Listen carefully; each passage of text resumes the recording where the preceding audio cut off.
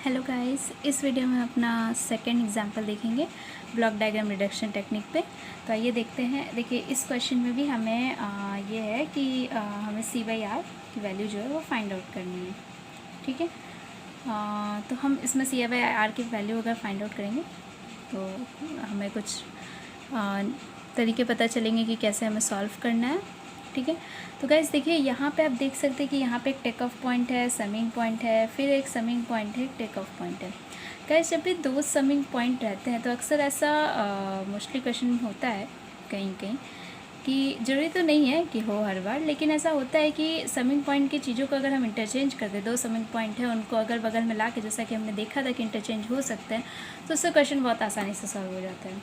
ठीक है, तो यहाँ पे भी देखिए, यहाँ पे एक समिंग पॉइंट है, एक समिंग पॉइंट है। अगर हम किसी तरह दोनों समिंग पॉइंट को अगल बगल ले आएँ और उनके इनपुट को इंटरचेंज कर दें आपस में, क्योंकि समिंग पॉइंट है, समिंग तो भाई पहले भी हो सकता है, बाद में भी हो सकता है। ठीक है, मतलब दोनों अगर कंसेक्यूटिव एकदम एक दूसरे के जस्ट नेक्स्ट है तो ही इंटरचेंज कर सकता है। ऐसा नहीं यहाँ है तो यहाँ इंटरचेंज कर देना, नहीं पॉसिबल है। ठीक है, तो देखिए यहाँ पे क्या करेंगे, हम सबसे पहले इस समिंग पॉइंट को यहाँ पे लेके आएंगे। अब समिंग पॉइंट को जब हम ब्लॉक में शिफ्ट करते हैं तो वो तो हमने देखा ही था कि जब भी समिंग पॉइंट ब्लॉक के राइट साइड में शिफ्ट होता है तो उसमें उस ब्लॉक का ट्रांसफर फंक्शन मल्टीप्लाई हो जाता है उसके इनपुट में। ठीक है, तो ये समिंग पॉइंट जब इधर शिफ्ट होगा, ठीक है, तो अब यहाँ पे क्या होगा, इस H1 में G1 मल्टीप्लाई हो जाएगा क्योंकि ये राइट में शिफ्ट हो रहा है, ये हमने देखा था। ठीक है, तो देखिए जब ये समिंग पॉइंट इधर गया तो इसमें H1 मल्टीप्लाई हो गया। ठीक है, अब यहाँ पे देखिए क्या था, और आप इस तरह से भी देख सकते हैं कि जब ये समिंग पॉइंट इधर शिफ्ट हो रहा है तो आप पहले क्या जाता है, यहाँ पे H1 जा रहा था और ऐसे G1 से मल्टीप्लाई होकर समिंग में जा रहा था। अब अगर हम यहाँ से डायरेक्ट अगर इसमें हम G1 को मल्टीप्लाई नहीं करते तो ये H1 जाता है ऐसे फीडबैक में और फिर ये डायरेक्ट इस समिंग पॉइंट पे जाता ऐड होने के लिए। ठीक है, जबकि हमें क्या चाहिए था, H1 इंटू G1 यहाँ पे ऐड करना था। तो अब हमने क्या किया, यहाँ पे इसलिए G1 यहाँ पे मल्टीप्लाई कर दिया। तो अब हमारा ये समिंग पॉइंट इधर आ गया। अब आप बताइए क्या इन समिंग पॉइंट के इस इनपुट को और इस इनपुट को हम इंटरचेंज कर सकते हैं या नहीं। भाई ये आ रहा था, इसमें हमने ये माइनस किया। ठीक है, जो भी मान लीजिए सिग्नल A मान लीजिए, ये B मान लीजिए, तो ये मान लीजिए कि A है ये, ठीक है, और ये मान लीजिए B है।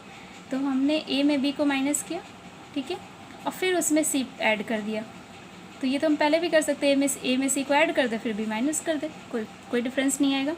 तो यहाँ पे क्या हुआ कि आपने देखिए यहाँ पे किया है कि A में C को आपका पहले ही ऐड कर दिया एंड देन B को माइनस किया है। ठीक है, तो उससे क्या होगा, ये दोनों समेशन में हो गए, ये दोनों एक ब्लॉक में रिड्यूस हो जाएंगे और ये हमारा नेगेटिव फीडबैक सिस्टम बन गया। तो ये भी एक ब्लॉक में रिड्यूस हो जाएगा। ठीक है, तो देखिए इसको जब रिड्यूस करेंगे G1 प्लस G2 हो जाएगा, क्यों, क्योंकि पैरेलल वाला बताया था आपको स्टार्टिंग में। ठीक है, और इसी तरह यहाँ पे क्या हो जाएगा, G3 divide by 1 plus G1 H1 into G3, क्योंकि निगेटिव फीडबैक सिस्टम का क्या होता है, forward path gain divide by 1 plus forward path gain into feedback path gain. ठीक है, फॉरवर्ड पाथ गेन G3 और feedback path gain G1 into H1 है। उसी तरह ये भी हमारा एक ब्लॉक में रिड्यूस हो जाएगा। जब ये एक ब्लॉक में रिड्यूस हो जाएगा तो जो यहाँ पे ट्रांसफर फंक्शन आएगा वो फाइनली इससे मल्टीप्लाई हो जाएगा और हमको C/R की वैल्यू मिल जाएगी। जो भी फिर ब्लॉक में आएगा वही C/R की वैल्यू होगी। देखिए जैसे यहाँ पे किया है, ठीक है, वो ऊपर वाले को मल्टीप्लाई कर दिया था और एंड इसके बाद हमारा नेगेटिव फीडबैक सिस्टम बना। नेगेटिव फीडबैक सिस्टम बना तो उसका डायरेक्ट हम लिखना जानते ही हैं, क्या कहते हैं, ये हो जाएगा आपका G1 प्लस G2। उसमें क्या किया, पहले मल्टीप्लाई कर दिया है, ठीक है, एंड देन उसके बाद वहाँ पे नेगेटिव फीडबैक सिस्टम को किया है। तो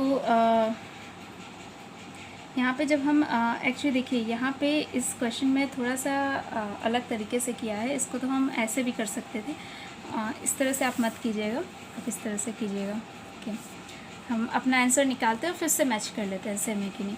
तो यहाँ पे क्या है, इसको अगर नेगेटिव फीडबैक में करें तो क्या आएगा, G3 divide by 1 plus G1 H1 into G3।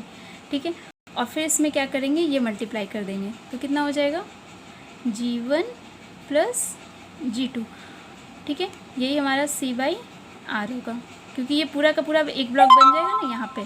ठीक है, तो अब देखिए इसकी वैल्यू क्या आएगी, G1 G3 plus G2 G3 upon 1 plus G1 H1 G3।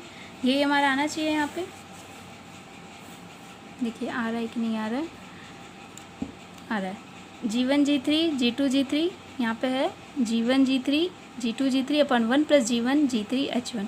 यही हमारा भी आंसर है, यही होगी आंसर। ठीक है, तो इस तरह से सॉल्व